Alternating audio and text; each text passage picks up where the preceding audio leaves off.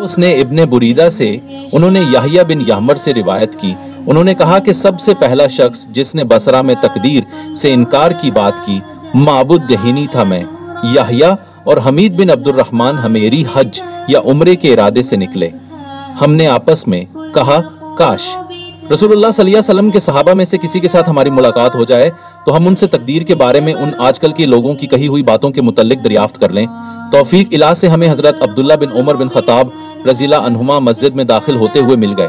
मैं और मेरे साथी ने उनको दरमियान में ले लिया, एक उनकी दाएं तरफ था और दूसरा उनकी बाएं तरफ।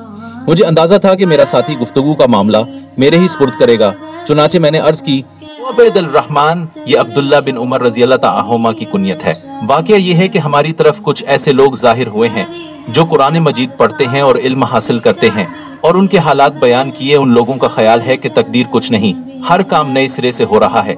पहले इस बारे में ना कुछ तय है, ना अल्लाह को उसका इल्म है। इब्ने उमर रज़ियल्लाहु अन्हुमा ने फरमाया, जब तुम्हारी उन लोगों से मुलाकात हो तो उन्हें बता देना कि मैं उनसे बुरी हूँ और वो मुझसे बुरी हैं।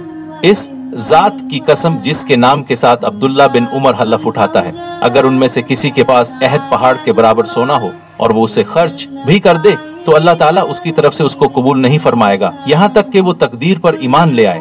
फिर कहा, मुझे मेरे वालिद उमर बिन खत्ताब रज़ियल्लाहु ताला अन्हु ने बताया, एक दिन हम रसूलुल्लाह सल्लल्लाहु अलैहि वसल्लम की खिदमत में हाजिर थे कि अचानक एक शख्स हमारे सामने नमूदार हुआ।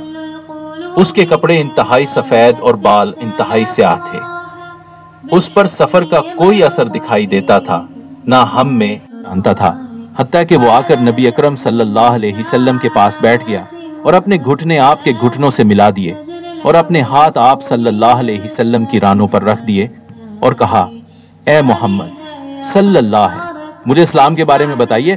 रसूलुल्लाह सल्लल्लाहु अलैहि वसल्लम ने फरमाया, इस्लाम ये है कि तुम उस बात की गवाही दो कि अल्लाह ताला के सिवा कोई इबादत के लायक नहीं और मोहम्मद सल्लल्लाहु अलैहि वसल्लम ने इसके रसूल हैं। नमाज का एहतमाम करो, ज़कात अदा करो, रमजान के रोजे रखो, और अगर अल्लाह के घर तक रास्ता तय करने की इस्तिताअत हो तो उसका हज करो। उसने कहा, आपने सच फरमाया।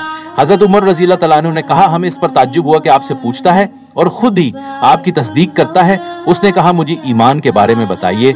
आपने फरमाया, ये कि तुम अल्लाह ताला, उसके फरिश्तों, उसकी किताबों, उसके रसूलों और आखिरी दिन यौम क़यामत पर ईमान रखो और अच्छी और बुरी तकदीर पर भी ईमान लाओ।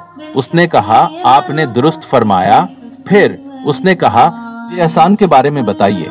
आपने फरमाया, ये कि तुम अल्लाह ताला की इबादत इस तरह करो गोया तुम उसे देख रहे हो, और अगर तुम उसे नहीं देख रहे तो वो तुम्हें देख रहा है। उसने कहा, तो मुझे कयामत के बारे में बताइए। आपने फरमाया, जिससे इस कयामत के बारे में सवाल किया जा रहा है वो पूछने वाले से ज्यादा नहीं जानता। उसने कहा, तो मुझे उसकी अलामात बता दीजिए। आपने फरमाया, अलामात ये हैं कि लौंडी अपनी मालका को जन्म दे, और ये कि तुम नंगे पांव नंगे बदन मोहताज बकरियां चराने वालों को देखो कि वो ऊंची से ऊंची इमारतें बनाने में एक दूसरे के साथ मुकाबला कर रहे हैं। हजरत उमर रज़ियल्लाहु ताला अन्हु ने कहा, फिर वो साइल चला गया। मैं कुछ देर इसी आलम में रहा। फिर आप सल्लल्लाहु अलैहि वसल्लम ने मुझसे कहा, ए उमर, तुम्हें मालूम है कि पूछने वाला कौन था? मैंने अर्ज की, अल्लाह और उसका रसूल ज्यादा आगाह हैं। आप सल्लल्लाहु अलैहि वसल्लम ने फरमाया, वो जिब्रील अलैहिस्सलाम थे, तुम्हारे पास आए थे, तुम्हें तुम्हारा दीन सिखा रहे थे।